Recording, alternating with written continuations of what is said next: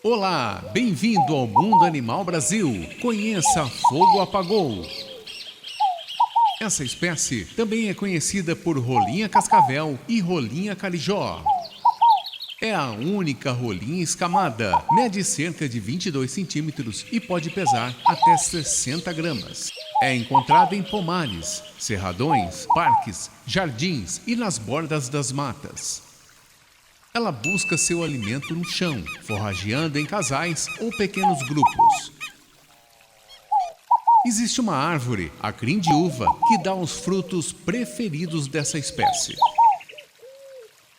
Quando ela voa, emite um ruído que lembra o chocalho da cobra cascavel.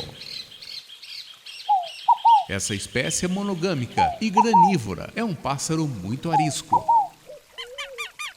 Faz os ninhos de gravetos, normalmente a 1 ou 2 metros de altura, às vezes no chão. Observadores de aves vêm notando um declínio na população dessa espécie. Seu declínio é devido à competição com a pomba de bando, que vem aumentando. É comum em quase todo o Brasil, menos no Acre, Amazonas, Amapá e Roraima. É encontrada também no Paraguai, Argentina, Venezuela e Guiana Francesa. Estado de conservação pouco preocupante. E aí, gostou do vídeo? Então deixe seu like e inscreva-se no canal.